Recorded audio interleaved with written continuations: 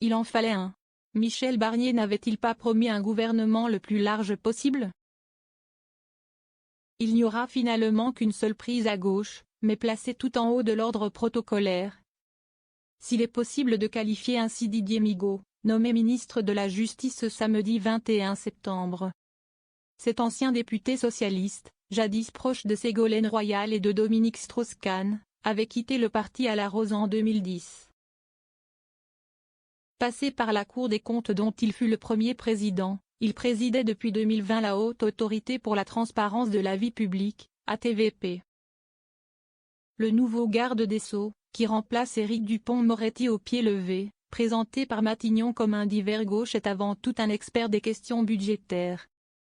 L'hebdomadaire Marianne le présente comme le gardien du temple de l'orthodoxie budgétaire. Il s'est fait de la rigueur une spécialité. Pas anodin, alors que le budget à venir devrait limiter les dépenses, y compris pour son ministère. Si son arrivée au gouvernement peut étonner, de la part de quelqu'un retiré de la vie politique depuis près de 15 ans.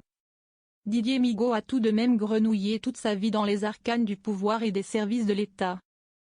À l'Assemblée, où il avait présidé la commission des finances, il était considéré comme l'un des députés les plus actifs.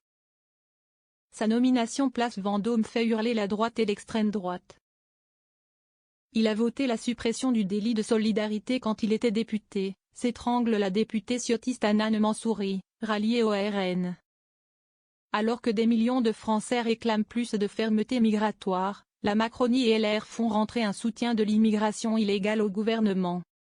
Didier Migaud, numéro 2 du gouvernement. Le bâtonnier de Paris a, de son côté, présenté tous ses vœux de réussite à Didier Migaud, rappelant que sa place dans le rang protocolaire est un signe positif, mais les défis du monde de la justice restent nombreux et urgents. Il a en effet été le premier nom cité par Alexis Kohler, ce qui n'est pas passé inaperçu. L'Union syndicale des magistrats, principal représentant de la profession, a plutôt bien accueilli l'annonce de la nomination du nouveau ministre.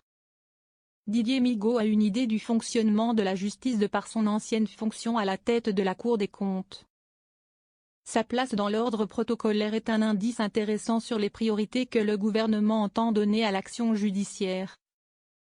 Défend Ludovic Fria, le président de l'IUSM, auprès du Monde.